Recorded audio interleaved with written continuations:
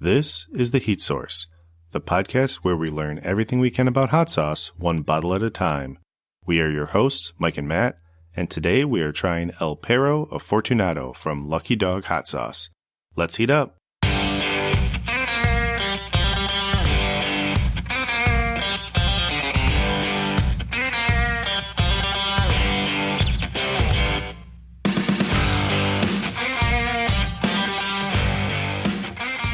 Welcome to The Heat Source. We are Mike and Matt with episode 2. Welcome for the second time. Yeah, episode 2 and like 2.5, 2 with a little extra. So, yeah, we're the most dedicated podcast hosts because we're willing to do an entire full live dry run only to find out the next morning that it didn't actually work. I felt jealous. My daughter had a dress rehearsal for her dance the week before, and I'm like, oh, God, that sounds so fun. So I decided that we should do a dress rehearsal by sabotaging the microphone. Yeah. Having the ability to have new equipment is exciting, and it does improve the quality. It does also mean learning curves when you don't know the settings. If you use it right, yeah. Like, we've stepped up from episode 1 2 episodes ago to episode 2 now. We're in the same spot as we were the first one. We tried a remote hotel recording, and the fates didn't want that to be the case. Yep, we have half a studio now. We got rid of the styrofoam and cardboard, which I was actually pretty thrilled with. I thought it was a pretty neat setup. We'll bring it back. Yeah. We'll bring it back for our anniversary episode. Yep. But again, we're Mike and Matt. We are here to discuss hot sauce, learn, try one bottle at a time, and yeah, the error was a fun one we posted about on Instagram. I do appreciate the kind words that people had. No one pointed out how dumb I was, which it is something where the good news is once you do something wrong that infuriates you to no end and you dwell on it for a couple of days, I now know the settings to check, and we triple checked them. I double checked them right before you got here, and then I checked again. So yeah, and it was. The only thing I'm bummed about, it was kind of fun to be like, we're coming at you from Cincinnati. Like we had already gone, We were amped. We were amped about I never thought I'd say that we were very amped to be coming to you from Cincinnati because of how great Cincinnati was. But I did try to so I found 2 analogies to think about what we were dealing with the botch, which I did save the raw data, the raw edit of that recording. So if I could ever tune it up, maybe it's a special thing I'll just release on if we ever had a website, it'd be like the lost episode that Matt messed up. But the 2 things I thought of, one, hot sauce related. I've seen a few people in different interviews I've listened to and discussions that they've had where they talk about a lot of bad batches of hot sauce that they made before they got it right. They wanted to be a hot sauce maker, and then they trial and error. Mm-hmm.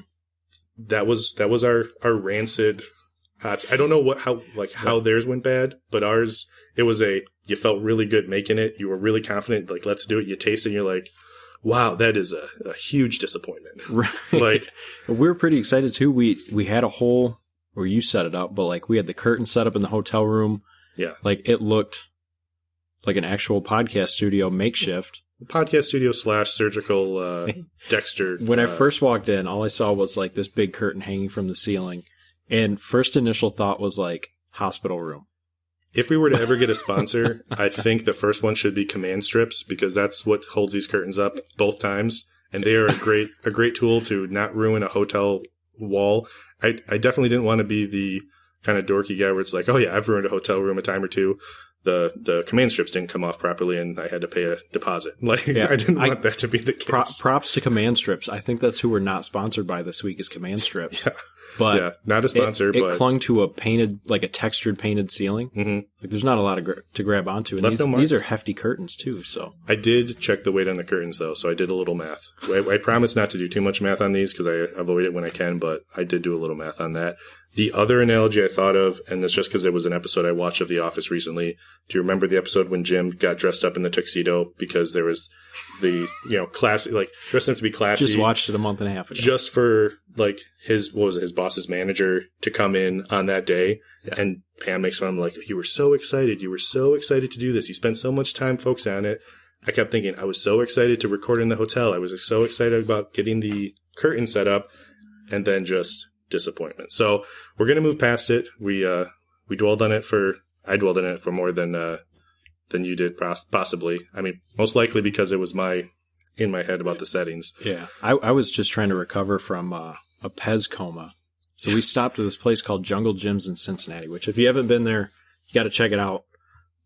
Jungle Jim's International Market. Yes. Let's give it the full respect of the name. That was like a circus stumbled into Costco and World Market and like an Indiana caliber fireworks store. A little bit of Chuck E. Cheese animatronic lion singing Elvis. Like if I were to describe it to you, there would be no way anyone would believe me. It's like, well, you're clearly making that up when you go through all these levels. And we thought it was a huge store, and then we found the other half of the store. Yeah. But one of the reasons that we went there was it boasts 1,500 bottles of hot sauce. We did post about seeing the full array of Lucky Dog hot sauce, which is the sauce, one of the sauces we're going to try today. But it was also just cool seeing the variety of sauces that we hadn't seen at other stores. Yeah. Because we did not get to go to the Pepper Palace like we thought. It was a further drive than anticipated. And the long drive to Cincinnati did kind of wear us out, and we did have to do work things. So, right. But that was, that was one of the cool experiences going there. There's actually 2 locations in Cincinnati. We finally found the hot sauce, and then we kind of stayed there. Although you did find another great prize that you didn't purchase, but you now know where to get one. A couple of them. Yeah. Two of my big takeaways were, yes, you can buy ostrich eggs at the store.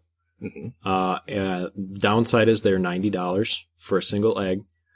So this year, I think instead of, a couple dozen Easter eggs, I'm going to talk my wife into investing into 1 ostrich egg, decorate it, and then figure out how to cook the thing. It was like 4 pounds. It was like the size of my head. We did pull up photos of ways people had cooked it where they used the yolk as the centerpiece of a dip, which sounds incredible. Yes. Yeah. If you're a fan of runny eggs, which I am. Yeah. So might give that a shot. A little bummed to see it was $90, but so I did not leave with one, but that was the plan, was to have that thing come home with me. The other thing is I really wanted to leave with a live king crab.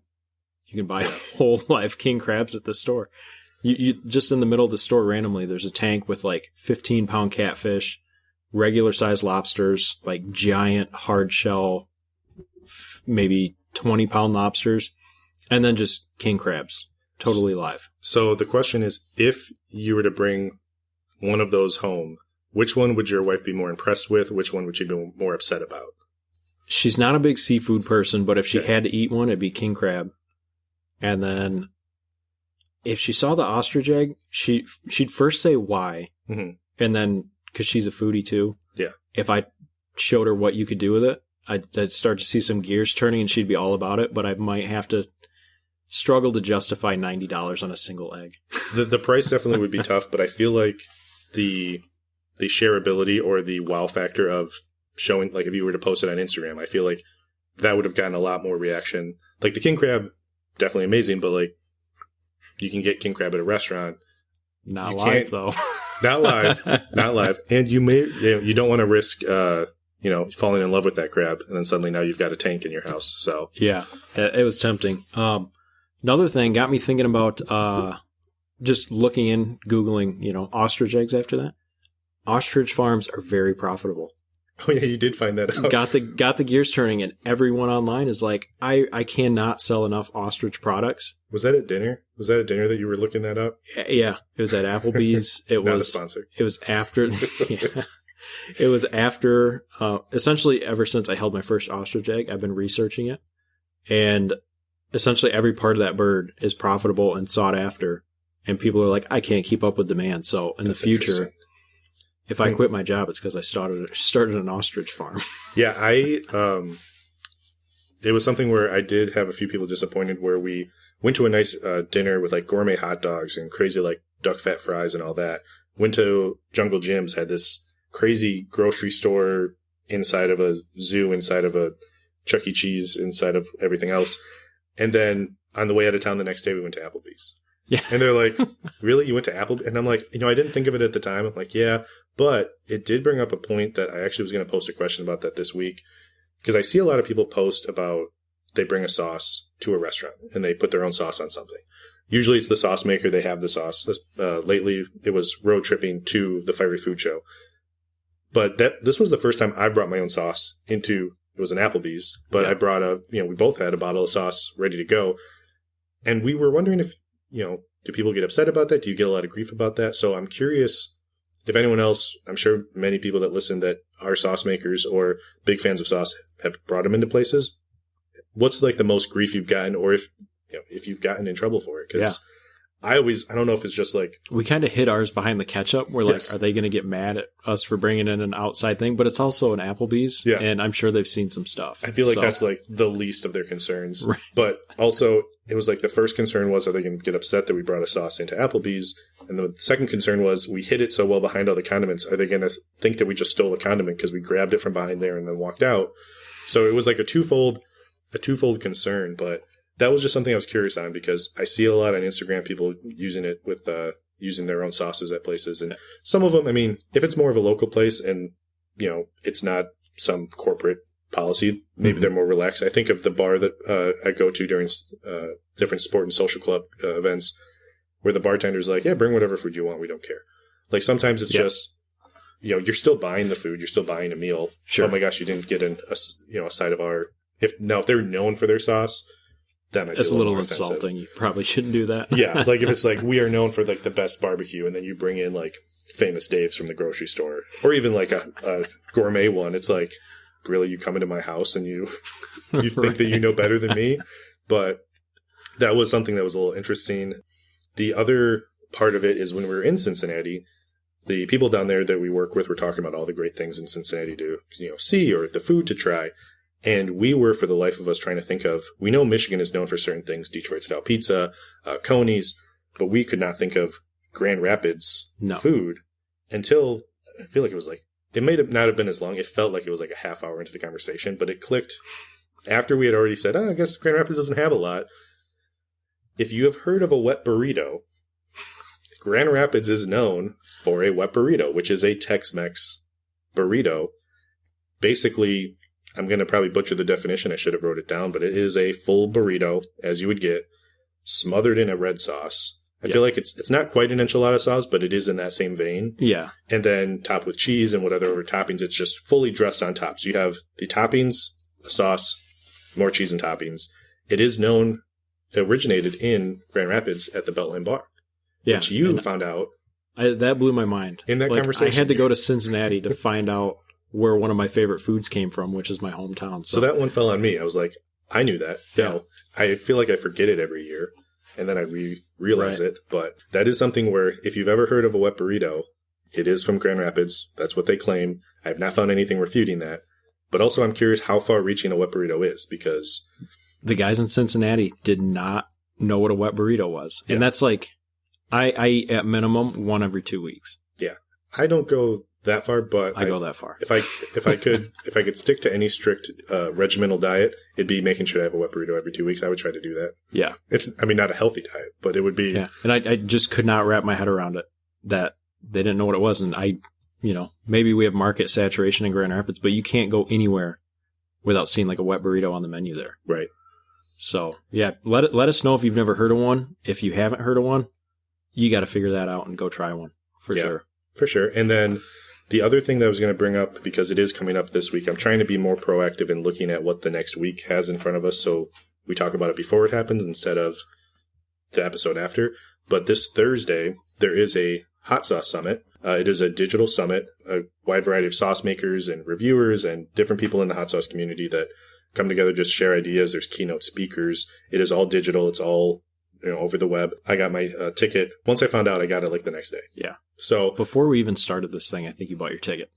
Well, that was one of the basis of like kind of researching the different sauces out there. Like you do a search for the generic, well-known, the Franks, the Louisiana.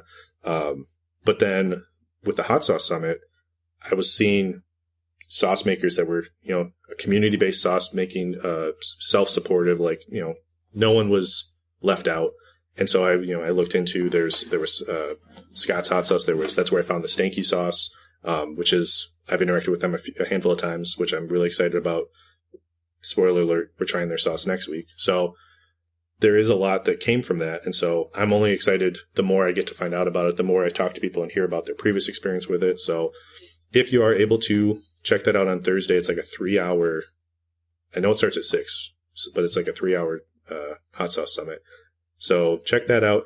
One thing that clicked for me that I did not bring up on the last episode that we lost. So this is something that I'm excited about. So we had barbecue at work, and I had mac and cheese. Mm-hmm. And I was like, man, after talking to you about having Frank's in the mac and cheese, I was like, man, it would be good to have some Frank's in here. But our office, for having a few hot sauces, I think we have like 4 or 5, it does not have Frank's. So I asked you, did you have Frank's? And did you have Frank's in the office? Nope. But where was it? Had it in my car next to my emergency equipment and spare tire equipment. Yeah, he had it in the space that some know. people use for cup holders, but he sees it a different way. And it was the huge one too. It was the big gulp. Yeah, it was the travel emergency size, like the biggest glass one, because they have the big jugs, yeah, like the gallon ones or whatever. It wasn't the gallon jug, but it was. Gosh, I'm terrible. I don't know. It was a big mug of beer. Caliber volume of and of it was ironic because the very next week, I think I showed it to you, that Frank's had an advertisement that showed a car with a cup holder, and it had Frank's in it. It's like, this is how most people do it. This is how other people do it. And it showed a cup of coffee or whatever, and I'm like, that's like literally just advertised for your car. Right. Like that's what it was the week after. So that was a pretty funny experience, especially after we tried Frank's and Louisiana hot sauce. Yep. In the previous episode, but today we are retrying the Lucky Dog hot sauce El Perro Afortunado. It is a fire roasted tomato 5-pepper salsa picante, and I'm not bummed about retrying it. So yeah, it's a little bit different, and it's honestly kind of fun to get a revisit so quickly after trying it. But we already graded this. We graded it on the last episode. We're not going to change the grades. We do want to revisit this in a year to see how our tastes have changed. So the score is going to stay the same. We are going to discuss the heat a little bit because that's a good discussion to have after. How much of it's left of the first bottle for you? A couple dashes left is what's left. I caught my wife putting it on a bagel the other day, and she's like, this is really good. What is this? I was going to say, it was family approved. It's like the whole house. That's the good one when you can get everyone on board with it. Yeah. So yeah, no, definitely didn't last long. Looking forward to cracking another bottle for sure. Yeah, now this one was a 2022 Scovia Award winner, first place for the all-natural mild and medium. It is something where, before we get into trying the sauce, there's kind of the question of why did we try this sauce? Why did we pick this one first? We did the introduction to try classic hot sauces. Why is this one the first, gourmet hot sauce or smaller batch hot sauce that we're trying? And part of it is, when we started in Instagram, this was our first follower. So the creator of the Lucky Dog sauce is Scott Zalkind. He was the first one to follow us back. He actually messaged me right after, which initially I'm like, oh, it must be like an automatic bot or whatever. I didn't know the ins and outs of how, I still don't know the full ins and outs of how Instagram works. But it was actually a message saying, oh, wow, I've never been someone's first follow before. Don't make me regret it. And I'm like, that's funny. And then I'm like, in my head, I'm like, yeah, don't disappoint Scott, man. Like this guy was on Hot Ones. Like it wasn't this sauce, but he had another sauce that was on season 9 of Hot Ones. So for me, that was huge. That was, there's always these little moments where you go, oh wow, I think we're doing it. I think it's running. We're doing something right.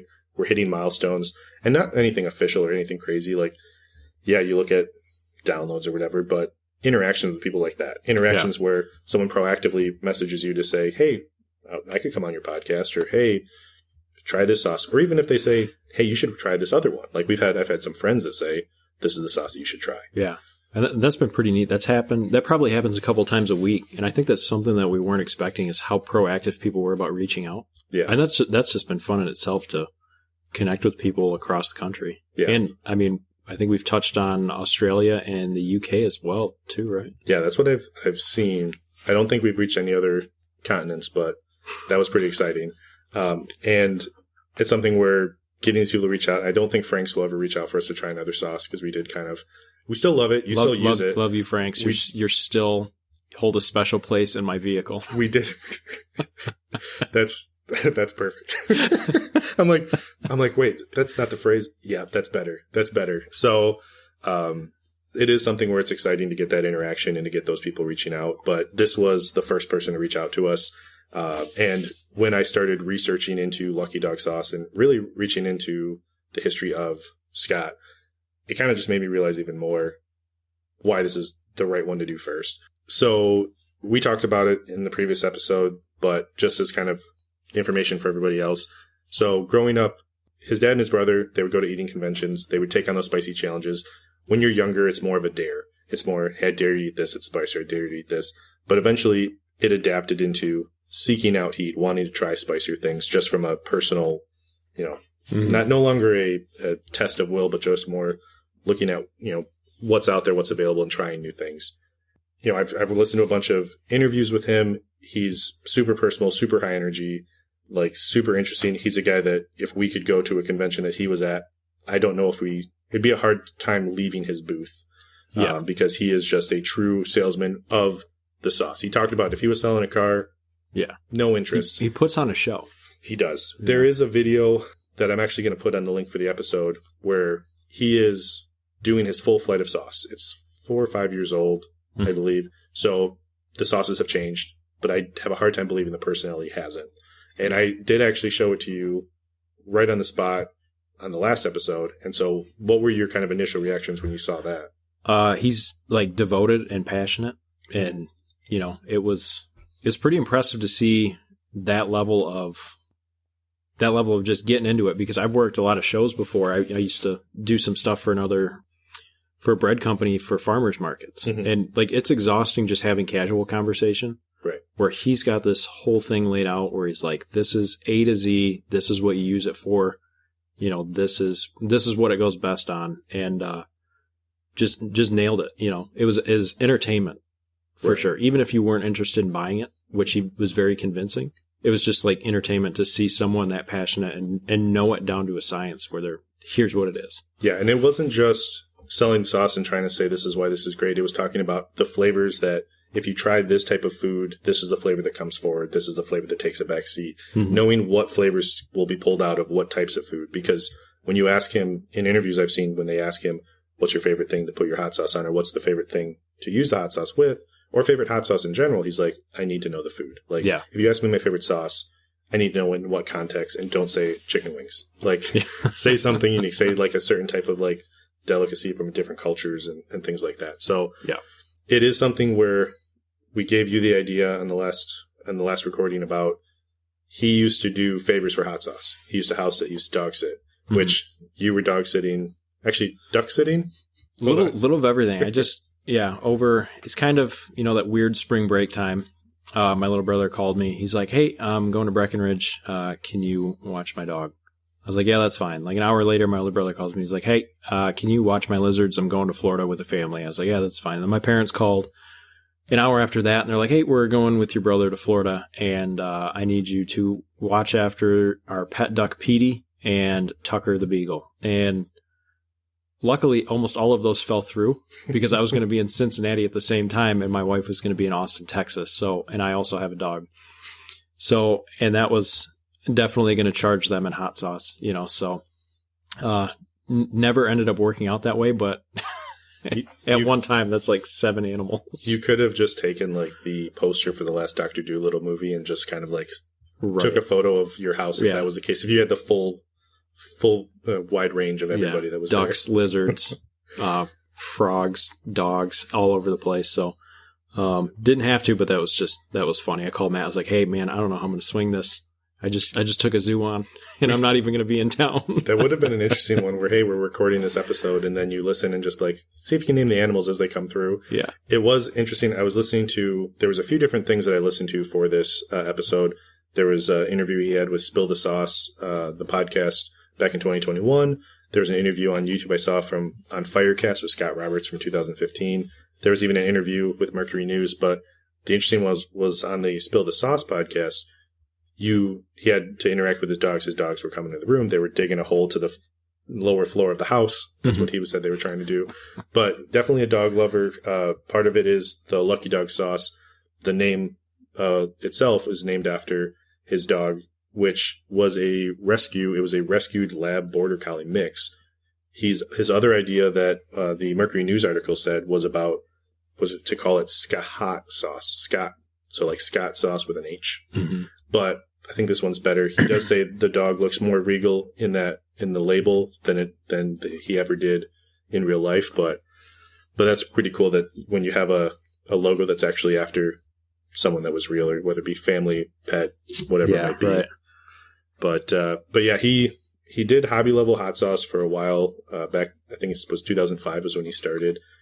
He did do some growing of pepper plants among other items when he worked in farms during college. So he did have some background, but it wasn't like, that wasn't his career path. He was actually a project manager in healthcare, which, believe it or not, he got burned out as a project manager. I could have never guessed. Yeah. So he talked about being stressed, about sleeping only 2 hours a day, which, we get stressed in our work. We don't do healthcare, but we're in an upper management level where it is stressful, but I don't think we've consistently done 2 hours a day of sleeping. Now my kids have tried to help factor that in, but not so much with work. So he was doing that. He talked about, I don't know if it was the turning point, but definitely was a point that he's mentioned in multiple interviews where he was frustrated with the lack of flavor on the really, really hot sauces, with the lack of heat on the really, really flavorful sauces. He even had a dinner that he said he had to throw away because it was just ruined by the sauce being just too hot. It was so, the taste wasn't there. It was so strong. So he did throw that plate out, but at a certain point he decided, I'm going to make my own sauce. So he cashed out his 401k. Actually, before he cashed it out, he did a 6 months of balancing. He was project manager for 70, 80 hours a week, 2 days of markets with the sauce. He did not start with fermentation. I don't know if he does fermentation with any of his newer sauces, but he focused on roasting the peppers, started doing that to shape what his sauce brand really became, what it's known for. Just starting by roasting over coals, branched out into some smoking to learn the sciences of it and how to make that. He talked about the years of practice through terrible, terrible sauces, which that's what I go back to with that episode that we lost. This is our guide. Like, look, you can have some terrible sauces or bad recordings. It will be okay. I don't think we're going to get on hot ones. I don't think they want just to come on there and talk about it. But he grew just from the farmers markets, from word of mouth. Mm-hmm. He talked about how the farmers markets were his zen. Mm-hmm. And it's something where you can kind of see it even more so when you look at during the pandemic. They stopped doing samplings. Mm-hmm. And he said, in his previous job, he was burnt out. He never really was burned out on sauce making, but that was the closest that he came to it, having to go through the farmers markets and just not sharing that experience of trying the sauces. The video that, again, will be on the episode description of him just interacting with people, having them try it, having see their reactions, get feedback, whether it be positive or negative, it's still feedback. And so that was his big loss, his big loss in the pandemic of almost burning out. And we talked about how he was so energetic. He is the front and center of his booth. When he's at a show, he talks about, other than going to the bathroom, someone else is going to run it to get him a beer. And we don't know him personally, but I can't picture him not doing that, he's just a natural at it. And I can kind of relate to that. Like when my wife and I did farmers markets, we didn't love selling bread, I don't think, but every time we talk about it and talk about how much we miss doing farmers markets, it's like, oh, do you remember all the cool people that we met? Do you remember this person? This was really funny. Just the interaction. And that's coming from someone who's a pretty hardcore, introvert. Yeah. Where it was just it was kind of just a different type of interaction where, just super friendly conversations with totally normal strangers. And I loved it. I can definitely see how that would definitely impact him. Well, and I have never done any of the markets like that, but I do, once a year we do a sports show that allows you to talk about a fishing camp that we go to every year. We don't own it. We don't have any vested, involvement in, whether you go or not, any commission, but I've been going fishing at that camp for 20 years. And when I get into the numbers of here's how much it costs, here's that, that's just make sure they're informed, make sure they know what's going on. But when I get into the experience of what's the best, how is the fishing in certain times of year? How is, I want to take my son. I talk about how I've been fishing with my dad. We fish with my grandpa. I look forward to taking my son fishing. When you get into the actual shared experience, you get into the things that you enjoyed about it. It is something where it's a small fraction of what I'm seeing when he does it. And this is something where he's the owner of it.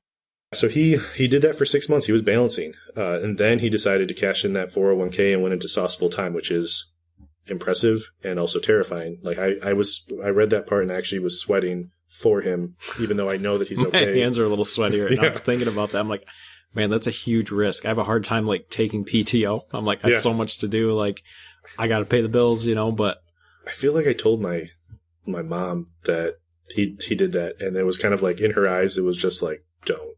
Like, it's like, no, we're good. Like, I'm not going to do that. I'm not going to suddenly cash it in. But yeah, good for him. It just shows like the level of commitment that he's got towards it. And I've had a few friends that have had a career. They had an idea of what they thought they were going to do when they went into college. They pursued a career, and then they found a passion, hobby level or whatnot. And then suddenly now they're quitting that job that someone's like, are you crazy? You have a set job. You have a foundation. And now they're mildly successful. Yes. but yeah, so I definitely was a fan of his. I saw one of the big moments for him was in 2014. He went to the New York City Hot Sauce Expo for the first time. He did have, and that was part of where he saw the difference in his interaction with people versus some of the other booths, where some people, they just put the sauces out, they sit back and let them try them. Yeah. Which, if that's what they want to do, that's fine. Not surprisingly, I should say, they did not sell out of their sauce, while second day Scott was out of sauce 3 hours before the show ended. Yeah. He did have the benefit of being across the way from Madison Square Garden, and March Madness, the Final Four was there. So there was a flood of people that came, which when you get a flood of inebriated people, especially if you're high energy and interacting with them, I could see them just staying at that booth all day. Oh, yeah. And I don't think that they're the most responsible with their money when their decision making is altered like that. So there was definitely some advantages to being that energetic, that interactive person. But for him, though, he talks about his biggest wins are when he has return customers from the farmers market. He said he has some customers that are decades long, like loyal, and that's part of the thing that he talks about with his sauce is that he doesn't want to burn you out of the place. He doesn't want you to have a sauce that you have to have sit in your fridge for a year because you can only do a drop at a time in a bucket of chili. He has ramped up to some hotter sauces, but he wants it to be something you can put on everything. Or you have, hey, I'm going to make this dish. This is a sauce that goes with it, and it lasts a week or two. I mean, we opened that first bottle, on Wednesday night? Yeah, Wednesday night and, Tuesday night. And it's already Monday, so it's been open less than a week, and I've got like maybe one more use out of that bottle before it's empty. Well, I bought another sauce of his. It was the roasted garlic sauce, and that one's an inch left in the bottle. Yeah, I was putting on everything. Yeah, I was putting on everything in our meeting for work, which probably the people by me weren't fan of all the garlic. But I also on a side note with that, they sat me right next to the fan, and I put this garlic on the sandwich, and it was like, I'm like, I better eat this fast because I don't want this to just. But once the sandwich is gone, there's no proof. I did still have the bottle in my backpack, but there was no other proof. So it is something where it is a good garlicky sauce that I had. But one of the things I read as well on here is one of his rule of thumbs. I don't know if it still is, but back in the day, it was talks about if it can go on pizza. If it can't go on pizza, he would refuse to sell it. Like he wanted something that would have that flexibility. But his sauces are so varied where I feel like there's ones that could be very specific into a certain cuisine that isn't, pizza, and it would be amazing. Like he definitely, you can tell that he really thinks about the levels of flavor. One thing that is less of a surprise now because we're trying it for the second time, you are not a big tomato-based sauce guy. Yeah, pretty hit or miss for me, but I liked it. It actually, and we can talk more about it later, but it brought me back to a sauce that was a recipe of my grandpa's. I never met my grandpa, but my dad would make it. We put it on like venison ribs. So it was like a very nostalgic sauce for me. And I enjoyed it. I loved it. Well, because the word that clicked with me on this was, at the end of the day, that bottle describes it as a picante. And what did we talk about as a kid? For you, Pace picante. Pace picante. So this is cried about it. This is mature picante. Yeah. This is. I'm into the hard stuff now. Yeah, I'll have to make a meme of just like the levels of like Pace picante and all the way up to this picante, just next level. But it is something where he did talk about, I always talk about how welcoming the community has been to us, the makers, reviewers, just people in general giving us great feedback and giving us information or letting us know about, shows that are coming up. He talks about the same stuff where the flow of information in the industry is very open. He's not, from the interviews I've listened to, he's not had any bad interaction of someone refusing to give a helpful note. Mm-hmm. And you see that even in the Fiery Food Show that happened 2 weekends ago now, where they talk about some of the sauce makers have went there with really no expectation of what to get out of it. And they were talking to a bunch of different sauce makers and it was sharing. And so he definitely talks about, you learn from, he learned from other companies about target markets. He learned about validation through sales at a market. Like, it was something where there were some helpful things that he got from the community, and it's not surprising. It's a common theme with every sauce maker and every interview and every podcast I listen to of just, it is not a community that, I'm sure that if you do certain things a certain way, you might not rub people the right way, and suddenly they're like, wow, yeah, nobody's really welcoming. It's like, well, you kind of approach it a little harsh. Yeah. But if you're willing to listen and take some time and just interact with people, I've not seen anyone that's refusing to give that information. So one of the things that we talked about a little bit before, that this is not the sauce that he had on Hot Ones. I'm going to go into a little bit of detail on the sauce that he made on Hot Ones, not the ins and outs of the sauce, because potentially we could try that one. I'd like to try some of the Hot One sauces. I don't want it to be only that, but I know that those are vetted sauces. Like, they put them on there for a reason. Yeah. But one of the things that I was looking at was when he actually was asked about, doing that order, the first thing they asked was like, hey, can you do 14,000 bottles in 5 weeks? Mm-hmm. Now, I've heard that it's since then ramped up where now they want like 40,000 bottles from the makers. Pretty much like, same thing, like month and a half time. That's crazy. I think I did the math. Wasn't that 400 bottles a night? Yeah, I think it was something like that. That's ridiculous. And you're talking about people that some of them are still making it either in home or they're doing, shared kitchens. They don't have their own set place. But he talked about how he did the math. He's like, we can do that. And then they wanted to do 8 5-ounce bottles, next day ship, which he did not have. He did 8-ounce bottles. He did not have 5-ounce bottles at the time. So he had to make sure that, he could get the glass. He had to make sure that he could get labels that fit on those, which luckily the people that he used to package his other stuff, they had test labels, happened to be 8 labels. Mm-hmm. So they had just enough to bottle these 5-ounce bottles and do them next day. But one of the things he talked about is, he was literally opening up sauces that he had made, heating them up, filling them back in, and doing the hot fill, flip and hold method of bottling, which I don't know. We never really talked about like some of the science stuff. Are you familiar with what that process is or why they do that? I think so, but maybe not. Okay. So this is something different that wasn't on the last one, because I was like, I want to go a little bit more into that, because I kind of got the gist. I looked at I Googled it. Mm-hmm. I checked with Jeeves. I asked Lycos. But I went into it a little bit to see what it meant, because, he's talking about how he's, doing this on the fly. So it's where you heat it up to, from what I read, was 212 degrees Fahrenheit for 10 minutes. They were the one I was reading about was talking about 5-ounce woozy bottles, which is the type of bottle that he was using. Mm-hmm. You fill it up, you funnel it in, you leave a little bit of space, you close the cap, and then you flip it. And you have to let it hold for 5 minutes at that flip position.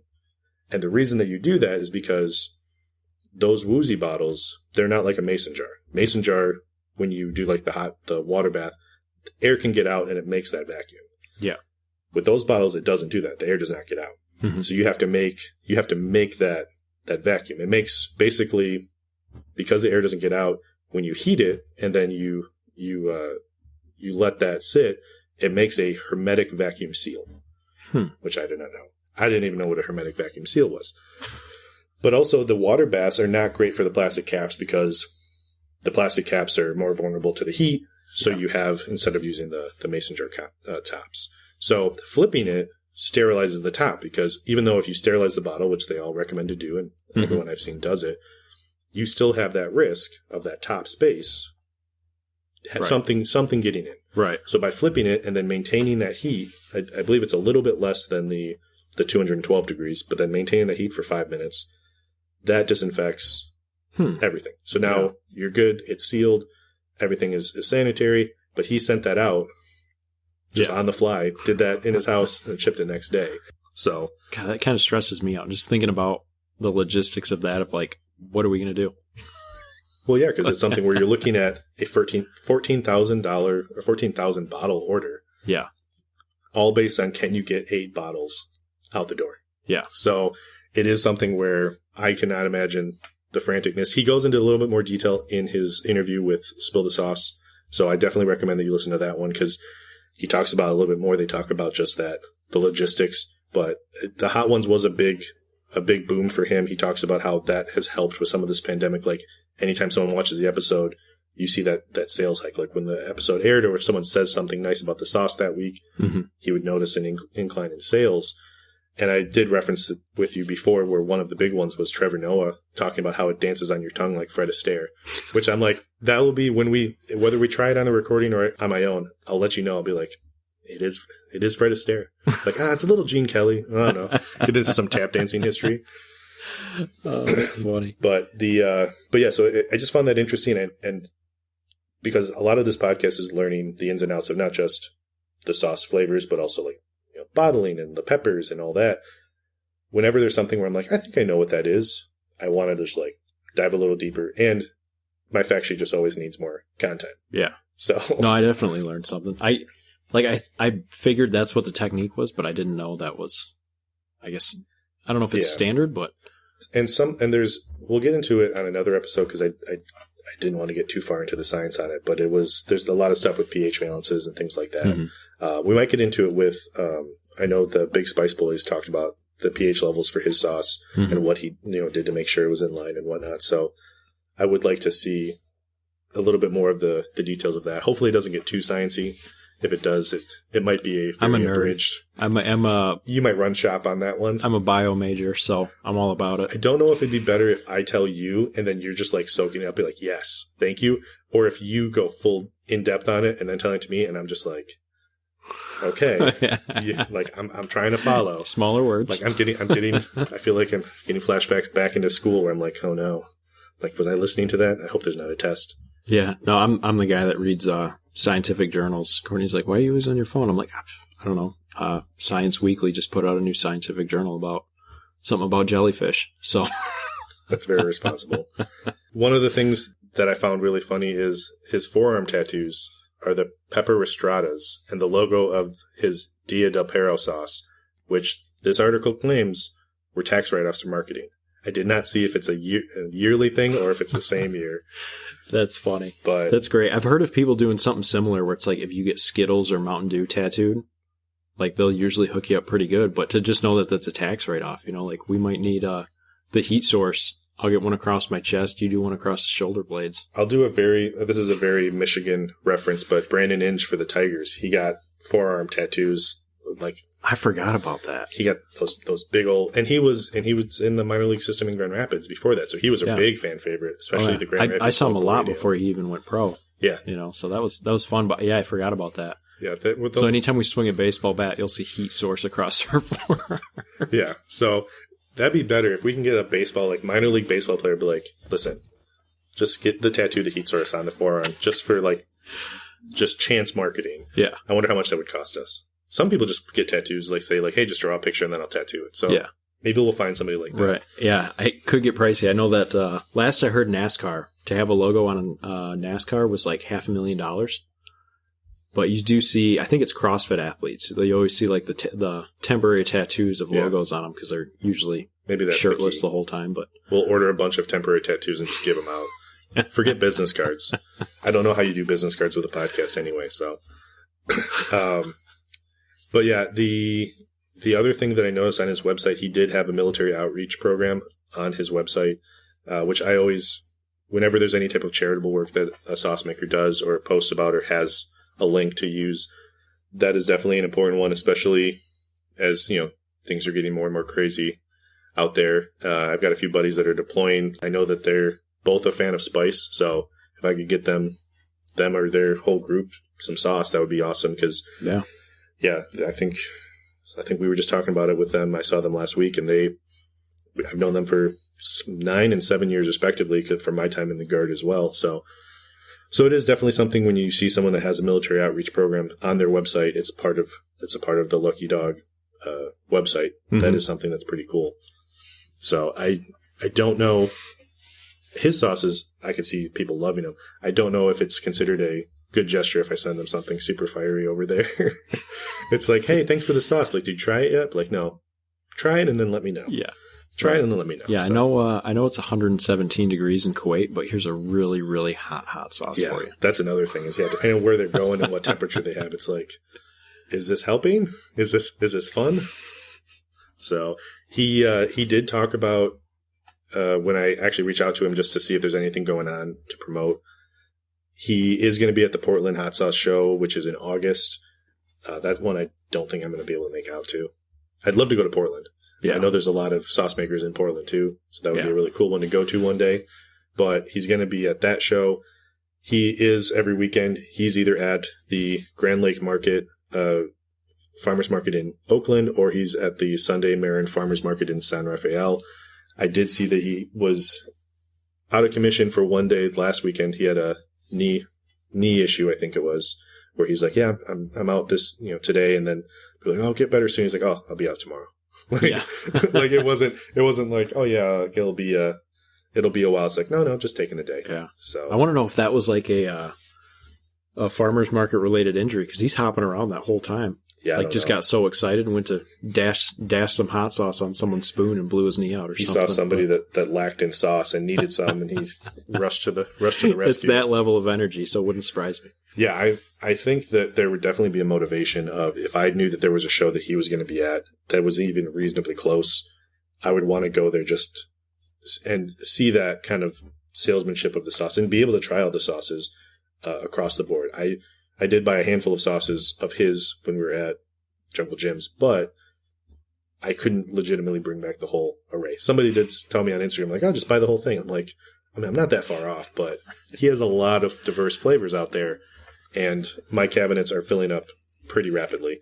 So that is where he's at every weekend. He's at the farmers markets. I will find out when he's going to be at a close by show, and then one of us, if not both of us, will get out there. So, but I think it is time to try the sauce for the very first time. Yeah. Wink, wink, wink. Something tells me it's going to be good. And also, if you listen to the first podcast, when Matt opened the Louisiana hot sauce, that was one of the most goosebump crisp bottle opens that I've ever heard. So, and the one on the Lost episode was really good too. I feel like we were giggling after that one. It gave me goosebumps. I feel like I have to try to just remaster that one part. Yeah. I can't let that go by the wayside. And this is one of those things where either people are going to love it or they're going to hate it, but I don't know if we'll ever stop. But here's... Not bad. The little end got a little muffled. It did have a very music quality to it. Yeah. The thing is, it's a very, high to low. Hitting the tines of a harp or something, and then this part is just... That's kind of a bummer. Yeah. I like the harp analogy. It sounds like you're just gently running down a harp. So I mean, if that's, they talk about someone's in heaven and they have the harps going and all that. If it's just people opening bottles of hot sauce, I'm in the right place. I'd be like, all right, not bad, guys. Not bad. That's funny. So this is just, again, it's the El Perro Afortunado. It's the fire roasted tomato, 5-pepper salsa picante. I'm going to read the description on here, but I'm very curious on all the different ways that you have used it as well. But it talks about it's a delicious addition to any dish, adding savory heat without overpowering food, which I definitely get. The fortunate dog, the English translation, affectionately referred to as taco dog, is a layered and complex style of Mexican table sauce. Sharper and more traditional in profile than other sauces in the Lucky Dog hot sauce lineup, El Perro Afortunado is made with fire-roasted tomato, onions, garlic, and a delicately balanced blend of pasilla, cayenne, ghost, NM red, and black pepper with just a hint of sweet smoked paprika and a zesty lime finish. Which we said New Mexico red? I think so. We'll have to double check that one. We had a week to Google it. Yeah. We could have Googled it right after. Right. I'm assuming New Mexico. If it's not, yeah. I'm sorry. And The uses they talk about liberally on eggs, pork, chicken, steak, fish, pizza, burgers, sandwiches, and especially Mexican cuisine, which that is a lot of stuff. And I definitely see, I definitely don't see anything that I disagree with. It rates it as a medium in the heat level. Yeah. But we are going to have a little bit of a debate on that because originally when we tried it, and we'll start kind of getting the spoons ready to try it again. Originally when we tried it, we gave it a 2. Our scale is 0 to 5. And it's something where, I'm sorry, I got distracted. The cap, there's like a nice little chunk of sauce right on the cap that, is it appetizing to you? Really caught your attention. It's just standing up. I didn't think it was that big of a deal. I'm taking a photo of it. I'm going to take a double take with it. But so far I've had this on, if I were to have had this, it would have been on Everything Bagels. My wife would have had it on an Everything Bagel. I had it on a smoked venison meatloaf, which was pretty good. Very good, actually. And then just regular tortilla chips. Tortilla. How do you say it? I don't know. I'm crazy. I do tortillas, but, I was raised in the streets of Wyoming. The city, not the state. Two very different places. I mean, to some. But, yeah, the smell on this, like, I get that garlic, I get the tomato. I get a roast, like a roasted garlic out of it for sure. Yeah, like there's the roasted scent, the aroma of it is there for sure. But yeah, so let's go ahead and give this a try. I mean, it's so good. It's a good sauce. I'm trying not to overthink it. Because, yeah, we talked about the sauces we tried yesterday, or last episode. Yep. Seems like only yesterday that I was 2 weeks ago. But the sauce we tried in the first episode with Frank's and with Louisiana, we said it was a 1 because it wasn't that very much heat. 1 low-level heat. Mm-hmm. We did talk about the pepper breakdown, which I want to say that we said as a rough guide, like 1 is like jalapeno. But I know that this has some ghost pepper and some things like that in it. So I do have it here. Level 1, jalapeno and under. Level 2 is like jalapeno to habanero. Level 3, habanero to ghost pepper. And level 4 is ghost pepper and above.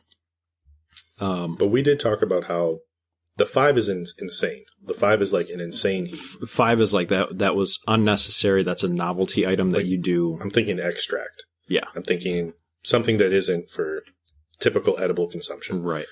4 is extremely hot. 4 is the hottest. Yeah. I still stand by my 2, mm-hmm. but you've been eating it all week. Yeah. And so you've had some more time to deal with it. I'm going to hold my 2 until we review it after a year. Because this is still the first sauce that we've focused, trying, grading. And so I don't want to make that lower level bar too low either. Yeah. But it also talks about how our different kind of heat tolerances, it would make sense that you are more like, it's more of a 1 than a 2. Yeah. And me say a 2 because I don't have that higher tolerance yet. Mm-hmm. We'll see what happens over the duration. Yeah. I definitely prefer it hotter. I started with a 2, but then after consuming a whole bottle, I'm like, solid 1. It's like a medium jalapeno. Yeah. Where it's comfortable for me and it's not. But it talks about the ghost and it does. And I can definitely taste like that depth of flavor. It doesn't linger. Like it's not like, I feel like very minimal heat on my tongue right now. I feel like it's better this time than last time. I feel like when I tried it last week, it lasted longer. Mm-hmm. But it is something where I'm going to hold the 2.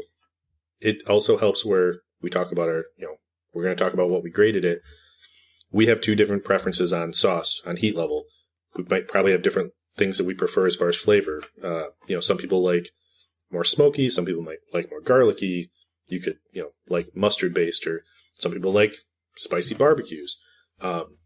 There's a lot of different, and you're going for a second spoonful. You love it. You love it so much. Right. Can I have this bottle too? Because you burned through that first one so fast, you are welcome to it. I know you love your picante, but it is something where seeing that difference in the way we score makes sense. Yep. It would be more odd if we were like agreed on everything, said this is a level 2 for both of us, level 3 for both of us. And I've seen that with other reviewers. Hot Sauce Review Guy talks about how even when he doesn't like it, there's going to be things he's going to recommend for someone else that like, hey, maybe it's overly smoky to him, but if you love the smoke. Yeah. I have a seasoning in my cupboard that my parents gave me that it's a smoked salt. And they said, too much smoke, overly smoky. I don't douse everything on it, but I use it in things to give a little bit of smoke to it. Yeah. So there is a purpose for it, even though they were like not interested. Yep. So that is something to think about. But yeah, so when we scored this, we did not share what our scores were while we were kind of tabulating. Is that the word for it? I guess so. But when we did the score out of 100, I gave it a 79. Which again, we talked about the sauces on the first episode being 50, 55, and that could very well change. Maybe they're lower, not because they're bad. 50 is an average. Yeah. Everything above that is above average. And I did the 79, and your score? 77. So I had a 77 with a heat level of 1. So we were 2 off. Yeah. And this is a grading system. I'm excited to see how it goes, but we just we looked at different grading systems and we kind of made this up as we went. So yeah, we looked at the wine grading scale, which they don't even factor in below 50. Like to them, below 50 is not wine. No, I thought it was below 70 in the wine world is like, that's inedible. Yeah, it was something above 50. It was like, yeah, and it was like 60 is wine. Like, okay. It is. Why do you have 59 other options below that? Yeah. Like at that point, put down the barbecue sauce and grab a bottle of wine. Right. Like I didn't understand. So that one was like, okay, this is a very high elite level grading scale that they have, that they're just like, it has to be a 60 or 70 above. We also looked at craft beer, how they grade that. We looked at whiskey, how they grade whiskeys, because all of it is craft, all of it is flavor profiles, different levels, finishes, aroma, the initial taste. This initial taste hits you with the flavor exactly what it describes. I don't think it's underselling what it's doing. If flavor is continuous through the body of tasting it. Mm-hmm. For me, it's a very garlicky aftertaste. Yep. I get a lot of garlic, which is not a bad thing.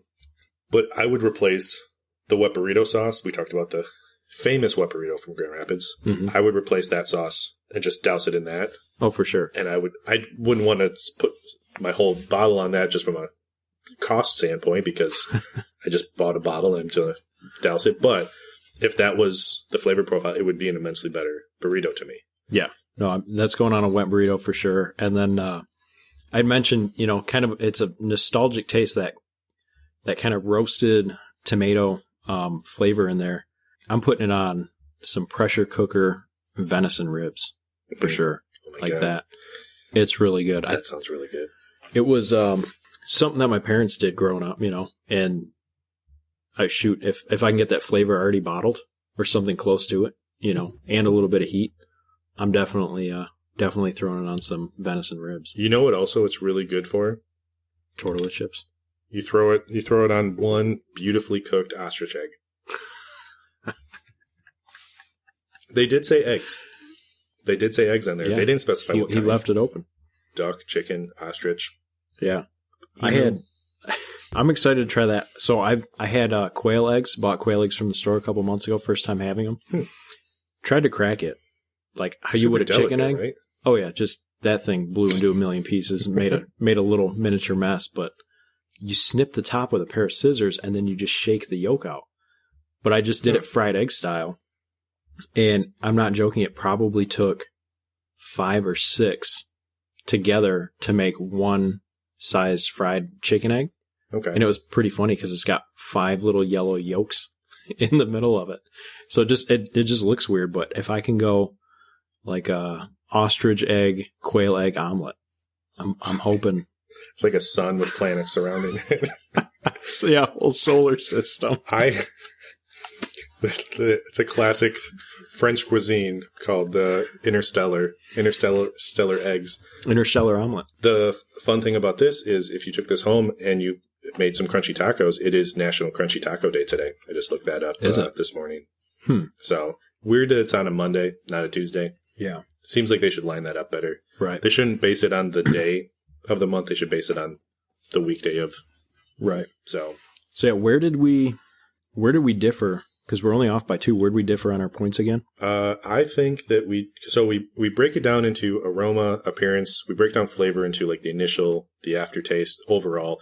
flavor is a huge component because that's the whole thing that these sauce makers talk about is I want flavorful sauce and heat. So that is a big part of it. There's an intangibles that talks about just any extra factors. It could be, anything from unique bottling. It could be, a unique approach to a sauce, or it could be something that we don't want to quantify with everybody. Mm-hmm. So we leave that open. And then we have, does it deliver on what it advertised? But I think for aroma, I had an 8. I had 8 too. Yeah, I think it was just the appearance. I gave it one more mark on appearance. I like that dark, brown kind of, it looks like a mole almost. Yeah.